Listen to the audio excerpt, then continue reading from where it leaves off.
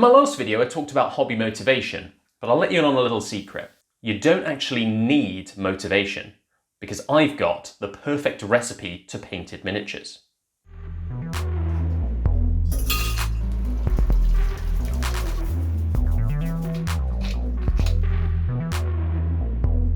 Well, that turned out all right. Welcome to the first painting video for 2023, where I'm painting up the very first model for Meg's dream army.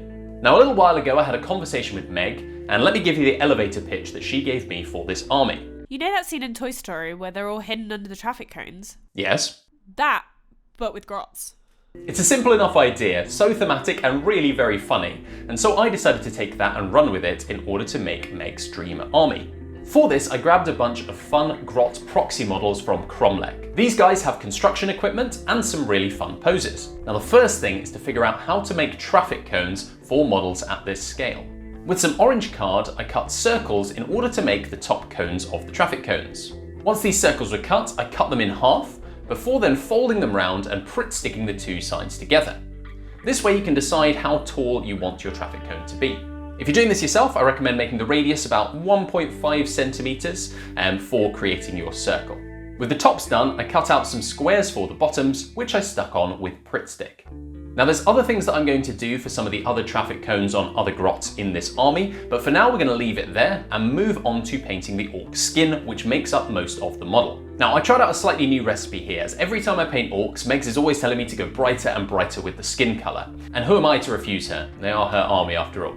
I still started out from a base coat of War flesh, which I coated all over the skin parts of the model. To this, I then added a 50-50 mix of War flesh and Warboss green over about 90% of everything that I just painted.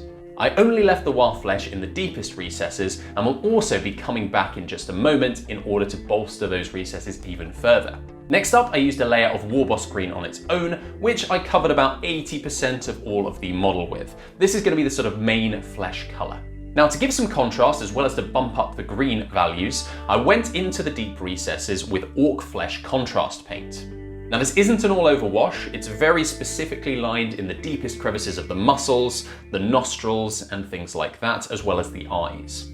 You do have to be careful adding this at this stage, as it will stain those bright colours that you've put on the upper areas of the muscles, but I think it really helps the overall look of the skin. Next, it was on to highlights. First up, a 50-50 mix of Moot Green and Warboss Green was applied in a sort of L shape to the upraised portions of the muscles, as well as being applied to any sharp edges like the nose, ears, and the brow of the model. Lastly, a very, very fine highlight of pure Moot Green was added to the knuckles, as well as to the tip of the nose and the tips of the ears as well.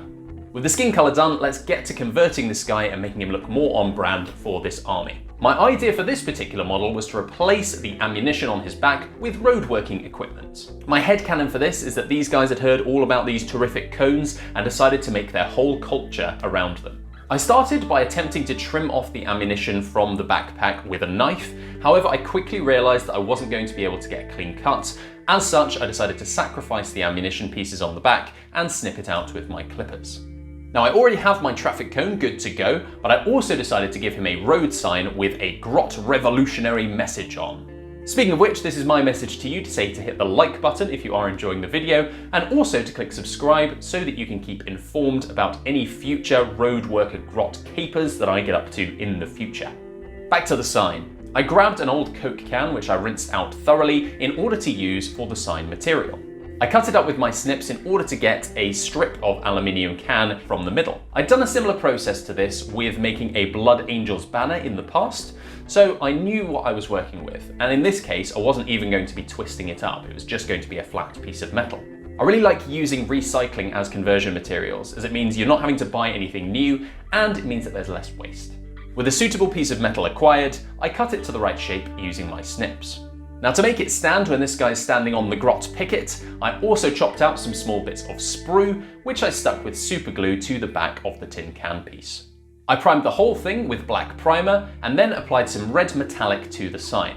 Out of everything on this piece, this is probably something I'd do a bit different in the future, but for now it should be fine, as it's going to be weathered down and look really grimy and grubby, as if he's been dragging it all across the planet that he's on.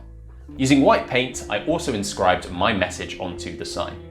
With that part of the painting done, I now assembled the model into a suitable pose with the road sign and traffic cone kind of balanced over each other in a fairly precarious manner, as I don't imagine that he strapped it up particularly well before setting off on his journey. Grots don't plan, and neither do I, in spite of what I said to myself in my last video. Don't have to apply all the tips all the time. With that done, I tried to tie the whole model together using a bit of weathering. For this, I took an old toothbrush and applied brown and rust paints, before then switching over to a paintbrush to get a bit more fine control and add in the paints exactly where I wanted. Now with the skin done and the conversion elements all painted, there was surprisingly little for me to do. Next up, I painted the backpack where the road materials were going to be sitting with gunmetal from Vallejo. This got the same weathering treatment, as well as a layer of Agrax Earthshade to show accumulated grime. Any straps and belts were painted up with rhinox hides, and then roughly highlighted using scrag brown. For the loincloth and the arm braces, we did want these to be able to match in with the rest of Meg's orc force, and she also just loves that combination of green and yellow. So we painted these up, first using white, and then over the top of this medium yellow from Vallejo. I am trying a slightly different technique to get a brighter yellow colour here as well. Carefully into the recesses, I also applied Cassandora yellow to give those nice orangey shadows. I find this better to apply directly into the recesses, similar to what I did with my orc flesh contrast paint on the skin step, as this really helps to bring out the bright yellow on the rest of the cloth. The boots were painted with Abaddon black, which then was highlighted up with additional blue-grey added into the mix. And so here we are, the final stretch, on to the last details. I painted the mouth with Wraithbone, picking out the teeth and the tongue. Over the tongue, I then also applied Screamer Pink. To both of these elements, I applied an Agrax Earthshade wash, and then in order to make sure that the mouth was visible behind the teeth, I also used my Orc Flesh contrast paint again to identify that really deep recess into the mouth. The eyes got a base coat of Wraithbone, and then a layer of Avalan Sunset. Using a slightly different colour of yellow is going to mean that it ties in with the rest of the scheme without looking exactly the same as the cloth. I added a dot of black to the centre of the eyes, and then also shaded around the edge as a bit of a cleanup with a bit more orc flesh contrast. I also painted the base black, as what I'm going to do with the bases is going to be covered in a future video, but for now, here he is, the Union leader of the Union of Grots who like yellow.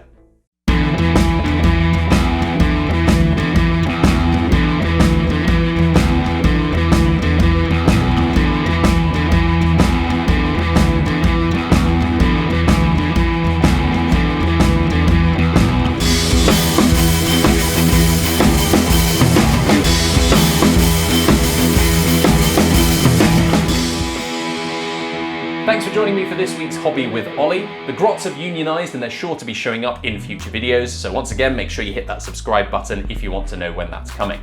In the meantime, my name has been Ollie, this has been my hobby, and I'll see you all next time.